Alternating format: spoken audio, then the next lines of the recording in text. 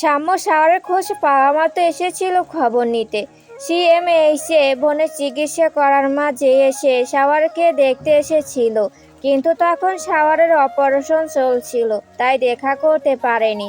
চলে গিয়েছিল বোনের কাছে। অনেকটা সময় পার হলে তারপর বোন সম্মতে এখন আসে শাওয়ারের খবর নিতে। এসে করিডোরে পরিবারকে দেখে থেমে যায়। পরেই ভেবে এরা তো আর তাকে চিনে না, স্যারের পরিচিত বলে দেখা করে চলে যাবে, তাই সে শাওয়ারকে দেখতে আগায়। হঠাৎ একটা ফোনের আওয়াজে সে থেমে যায়। দেখে শাওয়ারের জন্য অপেক্ষারত বাচ্চা মেয়েটির হাতের ফোনটি বেজে উঠেছে। মেয়েটি ফোন কানে নিয়েই বলে উঠল, হ্যালো তুবাবু, ভাইয়ার সাথে দেখা হয়েছে। ভাইয়া আলহামদুলিল্লাহ ভালো আছে এখন। হ্যাঁ, রিদা ভাবি ভেতরে আছে। তারপর আমরা ভাইয়ার বাসায় গিয়ে থাকবো। তুবা, তুবা নামটাই তো বললো। সাম্যর চোখ ছলছল করে উঠে, পুরনো কথা স্মরণে আসে। তুবার মায়াময় চেহারাটা চোখের সামনে ভেসে উঠে। সেদিনের সেই কান্নার্ত ছোট মুখটি এখনো তার অন্তর কাঁপিয়ে দেয়। সাম্য আর এগোতে পারে না। ভাইয়ের হাতের মুঠোয় বন্দি থাকা দিয়া ভাইয়ের দিকে তাকায়। ভাইয়া! সাম্য চমকে উঠে তাকায়। আমরা দেখা করব না ওই আঙ্কেলের সাথে? না করলে হয় না? দেখলে আমি ওনাকে ধন্যবাদ দিতাম, উনি অনেক ভালো জানো ভাইয়া। ওনার মতো একটা আঙ্কেল যখন ভেতরে আমাদের বাঁচাতে গেল তখন খুঁড়িয়ে হাঁটছিল, ব্যথা পেয়েছিল অনেক, তবুও আমাদের বাঁচিয়েছে। হ্যাঁ দিউ, শাওয়ার সাহেবই ছিলেন সেখানে। উনি বড্ড ভালো মানুষ। চলো দেখা করে আসি তাহলে। এখন না, পরে আসবো আমরা। এখানে অনেক মানুষ। তাহলে কোথায় যাব আমরা? হেই সাম্য, কারো ডাকে সাম্য পাশ ফিরে তাকায়। দেখে রুবেল হাসি মুখে এগিয়ে আসছে। রুবেলের কপালের দিকটায় একটু ব্যান্ডেজ করা, তাছাড়া হাতে কোনোই ব্যান্ডেজ করা আছে। রুবেল এসে হাসি মুখে তাকে সোজা জড়িয়ে ধরে, পিঠে হালকা একটা চাপড় দিয়ে বলে, কংগ্রেস ম্যান, বোনকে ফেরত পেয়েছো। ভালো থেকো দুজনে। বোনকে সাবধানে রাখবে এখন থেকে। তারপর দিয়ার দিকে তাকায়, আলতো করে মাথায় হাত বুলিয়ে দিয়ে বলে, মিষ্টি একটা মেয়ে, সাবধানে থাকবে। ভাইয়ের সব কথা শুনে চলবে, অবাধ্য হবে না। আমার আবার বোনের বড্ড শখ ছিল জানো, তবে পেয়েছি একটা সুপারম্যান ভাই। আমি বাড়িতে গেলে তার যত কেরামতি আছে সব দেখাবে। বড্ড দুষ্টু একটা ছেলে। সাম্য হেসে ফেলে, বোনকে টেনে নিজের সাথে মিশিয়ে নেয়, মাথায় হাত বুলিয়ে দিয়ে বলে, আর আমার দিউ সবচেয়ে বেস্ট, আমার ছোট পাখিটা। আর ভাইয়ার অবাধ্য হবে না। রুবেল বলে, স্যারের সাথে দেখা করতে এসেছো, চলো যাই। এখন না, পরে যাব। তো থাকবে কোথায় এখন? কালকে দেশের বাড়ি ফেরত যাব। আজকে বাহিরে কোথাও রাত কাটিয়ে নিব। আরে চলো তো, আমাদের গেস্ট হাউসে থেকে যাবে, ব্যাপার না। খাওয়া দাওয়া করেছো তো? এখনো হয়নি আসলে। কি, বাচ্চা মেয়েটাকে না খাইয়ে রেখেছো? চলো আমার সাথে ক্যান্টিনে। আজকে এই ছোট বোনটাকে আমার পক্ষ থেকে ট্রিট দেওয়া হবে। সাম্য চাইলেও না করতে পারে না। সত্যি বলতে তার কাছে এখন টাকার বড্ড সংকট পড়েছে। ছোট বোনটার দিকে তাকিয়ে হলো তাকে সমস্ত আত্মসম্মান বিসর্জন দিতে হলো। কি ভেবে যেন রুবেল ইরিনদের দিকে এগিয়ে যায়। সে গিয়ে ইরিন ইমনের সাথে দাঁড়াতেই রিদান সেদিকে তীক্ষ্ণ চোখে তাকায়। ইরিন কেমন মুচকি হেসে রুবেলের সাথে কথা বলছে। কি কথা বলছে তা জানা নেই, তবে ভেতরটা কেমন হিংসায় জ্বলে যাচ্ছে। অপরদিকে রুবেল শুধু বলেছিল তারা নাস্তা করবে কি না। ইরিন শুধু মুচকি হেসে প্রত্যাখ্যান করছিল। আর তার এই মুচকি হাসিটাই রিদানকে টেনশনে ফেলে দিচ্ছে। সুরাইয়া বেগম জানান ওনারা আরও কিছুক্ষণ থাকবেন, নিজের ছেলের সাথে আরও কিছুটা সময় কাটাতে চান। তাই রুবেল সেই সময়টায় সাম্য আর দিয়াকে নিয়ে ক্যান্টিনে চলে যায়। উদ্দেশ্য তাদের রাতের খাবারে ব্যবস্থা করে থাকার ব্যবস্থা করে দিতে। কারণ সাম্যকে জিজ্ঞাসাবাদের সময়টায় তারা দেখেছিল সাম্যর বর্তমান ফিনান্সিয়াল অবস্থা। তাছাড়া ইতিমধ্যে শাওয়ার তাকে সাম্য আর তার বোনের খবর নেওয়ার নির্দেশ জানিয়েছে, আর রুবেল তার সেই দায়িত্বটাই পালন করছে। রুবেল চলে যেতেই রিদান নিজের অবস্থান থেকে উঠে দাঁড়ায়, সোজা এগিয়ে আসে ইরিন আর ইমনের কাছে। শাওয়ারের খবর নিতে টিমের কয়েকজন সদস্য এসেছিল। এক পাশে সুরাইয়া বেগম বসে তাদের সাথে কথা বলছেন। তাছাড়া ইমন যেখানে আছে সেখানে ইরিনের খোঁজে নেওয়ার কোনো প্রয়োজন নেই। রিদান এসে তাদের সামনে দাঁড়ায়। তার তাকানো দেখে ইমন যেন বুঝে ফেলে আলগোছে উঠে অন্য সিটে গিয়ে বসে। ইরিন ফোনে মুখ বুজে থাকায় টের পায় না হাসপাতাল করিডোরে মানুষের সংখ্যা বর্তমানে কমই রয়েছে। তাছাড়া শহরের কেবিনটা একপাশে পড়ায় তারা করিডোরে এক প্রান্তে বসে আছে। রিদান সোজা ইরিনের গা ঘেঁষে বসে পড়ে। ইমন ভেবে তার কাঁধে মাথা হেলিয়ে দিয়ে ফোন দেখছিল। এখন বড় ভাইকে বিপদমুক্ত দেখে সে টেনশন মুক্ত আছে। ফোনে বসে কিছু কাপল রিলসে দেখছিল। রিদানের চোখেও পড়ে সেসব। হঠাৎই সে ইরিনের কানের কাছে মুখ নামিয়ে ফিসফিসিয়ে বলে উঠে, চাইলে আমরাও এই ভিডিওগুলো রিয়েক্ট করতে পারি একান্তে, বন্ধ রুমের মাঝে, শুধু আমরা দুজনে। এমন ধীর কণ্ঠস্বর শুনে ইরিন শিউরে উঠে মাথা তুলে পাশে রিদানকে দেখে দ্রুত মুখ ঘুরিয়ে ইমনকে খুঁজতে থাকে। তাকিয়ে দেখে ইমন কিছুটা দূরে মায়ের পাশে বসে আছে। তাদের দিকে কারো নজর নেই। এমন সুযোগ পেয়ে রিদান হঠাৎই এক অভাবনীয় কাজ করে বসে। অলগোছে এক হাত ইরিনের পেছন দিয়ে নিয়ে কোমর চেপে ধরে তাকে স্কার্ট টেনে নিজের সাথে মিশিয়ে নেয়। ইরিন আতঙ্কে উঠে ছটফট করে সরে যেতে নিলে রিদান গম্ভীর স্বরে বলে, ছটফট করবে না, সবার নজরে আসা দরকার নেই। ছাড়ুন। কেন, আমাকে ভালো লাগে না? ঠিকই তো, রুবেল ছেলেটার সাথে হেসে কথা বলছিলে, আমার সামনে এলেই এমন বিহেভ করো কেন? রিদানের এমন কথা শুনে ইরিন হতবাক হয়ে যায়। হঠাৎই অদরে হাসি ফুটিয়ে বলে, are you jealous sir? Ridan কোমরে হাতের চাপ বাড়িয়ে বলে, yes, I am damn jealous.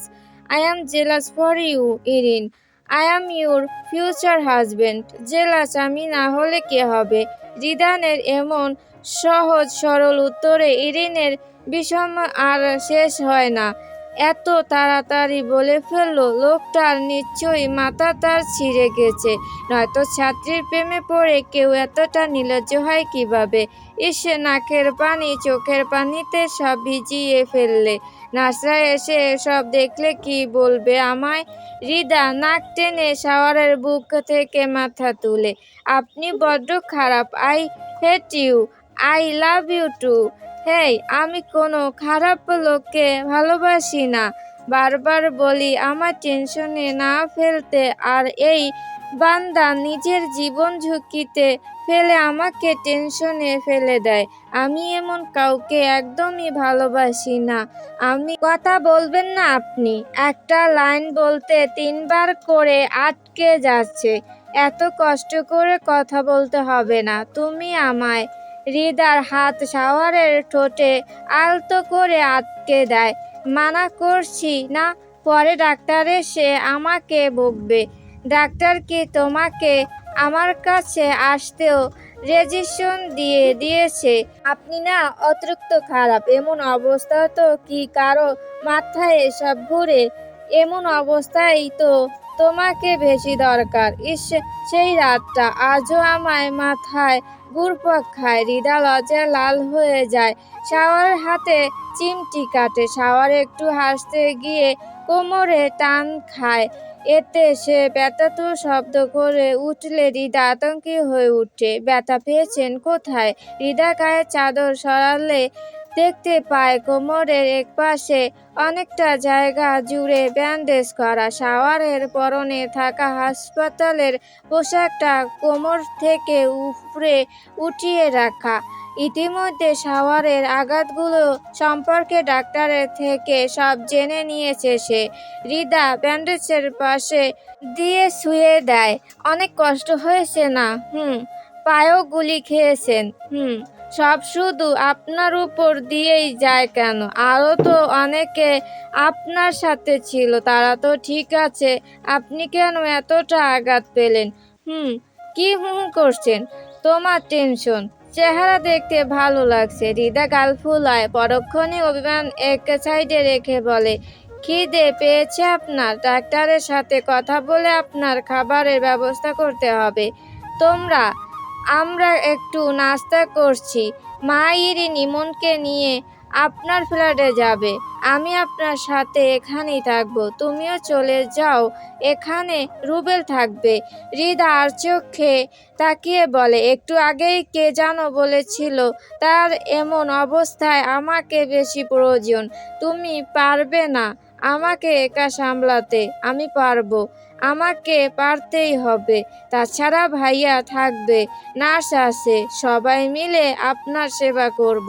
হৃদার মধ্যে এক দায়িত্বশীল বউয়ের রূপ ফুটে উঠেছে। শাওয়ার মুগ্ধ দৃষ্টিতে সেদিকে তাকিয়ে থাকে।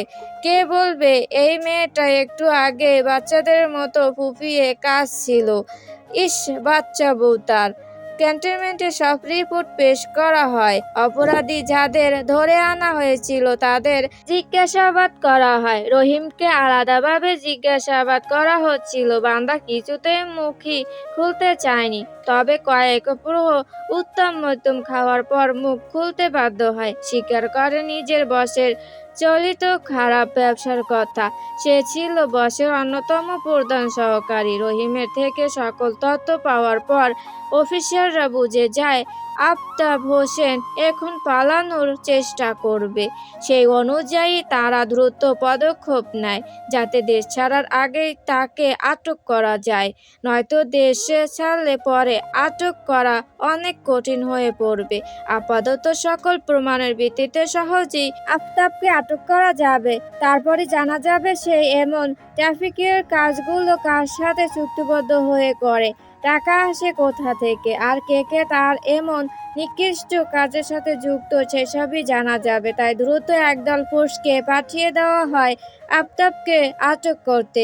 অপরদিকে উদ্ধারকৃত মেয়েদের নিজ নিজ পরিবারে ফিরিয়ে দেওয়ার কাজে নিযুক্ত পুলিশ ফোর্স। তারা সকল মিসিং রিপোর্ট করে একে একে সবার সাথে যোগাযোগ করে মেয়েদের পরিবারে ফেরত পাঠানোর কাজ করছে। সকল রিপোর্টের মাঝে একপাশে অবহেলায় পড়ে রইল সুবার মিসিং রিপোর্টটা। কারণ আর সে মিসিং নয়, তাকে পাওয়া গেছে ইতিমধ্যে পরিবারের কাছে পাঠিয়ে দেওয়া হয়েছে, তবে জীবিত নয়, মৃত্যু হিসাবে। রিদান রুবেলের সহায়তায় সবাইকে নিয়ে শাওয়ারের ফ্ল্যাটের দিকে আগায়। শাওয়ারের মায়ের হাতে তার ফ্ল্যাটের চাবি তুলে দিয়েছে। রিদা যায়নি, তাকে ধমকেও শাওয়ারের বাসায় পাঠাতে পারেনি। সবাই চলে যেতে রিদা একটু ফ্রেশ হতে হাসপাতালের ওয়াশরুমে যায়। সেই সময়টাতে সাম্য তার বোনকে নিয়ে প্রবেশ করে। সাম্যর সাথে তার ছোট বোনকে দেখে শাওয়ার মুচকি হাসে। কেমন আছেন স্যার? আলহামদুলিল্লাহ, বেঁচে আছি। আমার বোন দিয়া। দিয়া এগিয়ে এসে শাওয়ারের একটা হাত নিজের ছোট দু হাতের মুঠোয় নেয়। হঠাৎই আলতো করে হাতে চুমু খেয়ে বলে, ধন্যবাদ আঙ্কেল। উফস, ভাইয়া বললেও পারতে। শাওয়ারের রসিকতায় সাম্য হেসে ফেলে। শাওয়ার তাকে ইশারা করে কাছে ডেকে বলে, রুবেলের সাথে দেখা করো, আমি ওকে সব জানিয়ে দিয়েছি। ও তোমাদের সাহায্য করবে। দয়া করুন স্যার, আপনি আমার অনেক বড় সাহায্য করেছেন। আমার বোনটাকে আমার কাছে ফিরিয়ে দিয়েছেন। এর বাহিরে আর কিছুই দরকার নেই আমার। আমি এখন বাকি সব সামলে নিতে পারবো। শাওয়ার হাত দেখিয়ে তাকে থামিয়ে দেয়। দিয়ার দিকে তাকিয়ে বলে, আমি আমার এই বোনটার জন্য তোমায় সাহায্য করছি, নয়তো আমার শালিকের সাথে করা অন্যায়ের জন্য তোমায় কখনো ক্ষমা করতাম না। দিয়া অবুঝের মতো সব শুনতে থাকে। তাদের কথা সে কিছুই বুঝতে পারে না, শুধু দেখতে থাকে শাওয়ার কেমন বড় ভাইয়ের মতো সাম্যকে বকা দিচ্ছে, আর সাম্য অপরাধী ভাইয়ের মতো মাথা নামিয়ে রেখেছে। এমন সময় কেবিনে হৃদা প্রবেশ ঘটে। অচেনা এক পুরুষ আর বাচ্চা মেয়েকে দেখে সে অবাক হয়, এগিয়ে এসে স্বামীর পাশে দাঁড়ায়। শাওয়ারের চোখের দিকে তাকিয়ে যেন সবটা বুঝে ফেলে। হঠাৎই এগিয়ে গিয়ে সাম্যর গালে সজোরে একটা থাপ্পড় বসায়। দিয়া চমকে যায়, দৌড়ে গিয়ে ভাইয়াকে জড়িয়ে ধরে। তার সামনে হৃদাকে যেন এক খারাপ মেয়ে মনে হয়। সাম্য গালে হাত রেখে মাথা নামিয়ে রাখে। সে বুঝে গেছে তার এই থাপ্পড়ের কারণ। হৃদা সাম্যর দিকে তাকিয়ে নিচু কণ্ঠে বলে উঠে, এটা আমার বোনকে কাঁদানোর শাস্তি। আপনি আজ আমার বড় হওয়া সত্ত্বেও আপনাকে আমি আঘাত করতে বাধ্য হলাম। নিজের একমাত্র বোনকে বাঁচাতে আমার বোনকে বিপদে ফেলতে চেয়েছিলেন আপনি। নিজের বোনের দিকে তাকিয়ে আজ লজ্জা করছে না আপনার? সেই মেয়েটাও আমার একমাত্র বোন ছিল। শুনছেন আপনি, আমার একমাত্র ছোট বোন। সাম্য যেন দিয়াকে এসব কিছুই জানাতে চায় না, তাই সে বোনকে নিজের বুকে মিশিয়ে নেয়। তাই ভাইয়ের এমন করুণ অবস্থাও বোনের সামনে প্রকাশ করতে চায় না। হৃদার বলা কথার বিপরীতে বলার মতো কোনো ভাষা নেই তার। মাথা নামানো অবস্থাতে তার চোখ দিয়ে এক ফোঁটা পানি অবহেলায় মাটিতে গড়িয়ে পড়ে। যদি নিজেকে শুধরে নিয়ে থাকেন তবে নিজের বোনকে ভালো রাখবেন, আর ভুলেও আমার বোনের আশপাশও মারাবেন না। এর পরিণতি ভালো হবে না বলে দিচ্ছি। আমি চাই না আমার ছোট বোনটা আরো কষ্ট পাক, কোনো অশুভ ছায়া ওর উপর পড়ুক, তা আমি চাই না। হৃদা মুখ ফুরিয়ে নেয়। শাওয়ার হৃদাকে কিছুই বলে না। নিজের বোনের ব্যাপারে সে যা সিদ্ধান্ত নিবে তাই হবে। সাম্য নিজের উপর তাচ্ছিন্ন হাসে, নিজের ভাগ্যের উপর পরিহাস করে। শেষে এটাকে নিজের শাস্তি হিসেবে মেনে নেয়। শাওয়ারে থেকে বিদায় জানিয়ে সে বেরিয়ে পড়ে কেবিন রুম থেকে। হৃদা হাঁপিয়ে উঠে। সাম্যর বোনের শরীরের কিছু দাগ তার নজর কেড়েছে। এক মুহূর্তের জন্য সে সেখানটায় নিজের তুবাকে কল্পনা করে ফেলে। সেদিন সাম্য যদি সত্যি তুবাকে ধরে নিয়ে আসতো, তবে আজ এই বাচ্চা মেয়েটার জায়গায় তো তার বোনটাও থাকতে পারত। এই ভাবনাটা সে যেন মাথা থেকে সরাতে পারছে না। সে নিজের শরীরের ভার ছেড়ে শাওয়ারের পাশে বসে পড়ে। ঘন ঘন শ্বাস ফেলেছে সে। শাওয়ার এতক্ষণ চুপ ছিল, এবার সে শক্ত করে হৃদার হাত নিজের মুঠোয় নিয়ে নেয়, যেন বিনা বাক্য হৃদাকে সান্ত্বনা দেওয়ার চেষ্টা করছে। ঠিক তখনই কেবিনে নার্স প্রবেশ করে। ক্ষত স্থানে ড্রেসিং করতে হবে, তারপর ডক্টরের পরামর্শ অনুযায়ী খাবার দেওয়া হবে। নার্স আসায় সাম্যর ব্যাপারটা সেখানে ক্লোজ হয়ে যায়। দুজনের মাঝে সাম্যকে নিয়ে আর কোনো বাক্য ব্যয় হয় না। হয়তো এখানে সাম্যর চ্যাপ্টারের সমাপ্তি ঘটে। আদৌ ভবিষ্যতে কখনো সাম্যর খোঁজ পাওয়া যাবে কিনা তাও জানা মুশকিল। আজকের ঘটনার পর তার খোঁজের আশা করাও বোকামি হয়ে যাবে। শাওয়ারের ফ্ল্যাটে পৌঁছে ইরিন অবাক হয়ে সবটা দেখতে থাকে। তার এতদিনের আকাঙ্ক্ষা পূরণ হচ্ছে যেন। ভাই ফোন দিলে সে বারবার তাকে নিয়ে আসতে বলতো। আজ এমন এক করুণ পরিস্থিতি সে আসলো, একভাবে তার একটা আকাঙ্ক্ষা পূরণ হয়ে গেল। শাওয়ারকে হাসপাতালে থাকতে হবে এখন। কিছুটা সুস্থ হলে তারপর তার ছুটি কাটিয়ে বাড়ি নিয়ে যাওয়া হবে বলেই সিদ্ধান্ত নেওয়া হয়েছে। রিদান এখন আবার রুবেলের সাথে হাসপাতালে ফেরত যাবে, কারণ হাসপাতাল গঠিত বিষয়গুলোতে রিদা বড্ড আনাড়ি। শাওয়ার তো অসুস্থ, এমন অবস্থায় রিদা একা কিছুই করতে পারবে না, তাই রিদান সেখানে থাকবে সাহায্য করার জন্য। শাওয়ার মাকে বলেছে বাসায় যা যা আছে তা দিয়ে কিছু রান্না করে খেয়ে নিতে, পরে তারা যতদিন থাকবে কাউকে দিয়ে সে বাজার করিয়ে আনবে। সুরাইয়া বেগম বাসায় ফিরেই রান্না বসান। অল্প করে কিছু খাইয়ে রিদান আর রুবেলকে যেতে দিবেন। রুবেল বসে ইমনের সাথে কথা বলছিল। ইরিন তখন অন্য রুমটাতে ছিল। ওই রুম থেকে ফ্রেশ হয়ে তার এই রুমে আগমন ঘটে। তাকে আসতে দেখে রুবেলও মাথা তুলে তাকিয়েছিল। ফোঁটা ফোঁটা জলবিন্দুতে ইরিনকে বড্ড মায়াবী লাগছিল। রুবেল মূলত স্বভাববশত তাকিয়েছে, তার মাঝে অন্য কোনো ইন্টারেস্ট ছিল না। তবে এখন তার ছিঁড়া ইদান যেন সেটা সহ্য করতে পারল না। হঠাৎই সে ইরিনকে বলে উঠে, ইরিন, পাশের রুমে যাও। ইরিন একটু জেদ দেখাতে গেলেও লাভ হয় না। রিদান নিজেই উঠে ইরিনকে টেনে নিয়ে বেরিয়ে যায়। রুবেল হতভম্ব হয়ে তাকালে ইমন হেসে বলে, হবু স্বামী স্ত্রী, সাবেক টিচার স্টুডেন্ট, ভাইয়া সুস্থ হলেই বিয়ের ব্যবস্থা করা হবে। এর আগে নিজেদের মধ্যে সব মিটমাট করার প্রচেষ্টা চলছে। বাহ, ইন্টারেস্টি তো। তোমার হবু দুলাভাই বড্ড পজিটিভ হবে কিন্তু। যা বোন আমার, ওকে এভাবে টাইটে না রাখলে সামলানো দায় হয়ে পড়বে। বড্ড উড়ন চলতি, নয়তো দেখবেন সমবয়সী হয়েও তাকে আমার বড় ভাইয়ের মতো দেখে রাখতে হয়। তবে বিষয়টা বাল্যবিবাহ হয়ে যাবে না তা ঠিক। আচ্ছা, মেয়েরা যদি স্বামীকে আঁচলে বাঁধে তবে ছেলেরা বউকে কোথায় বাঁধবে? ভাবে পাঞ্জামির সাথে নিশ্চয়ই, আর অভ্যন্তরীণভাবে অন্তরের সাথে। ইমন হো হো করে হাসে।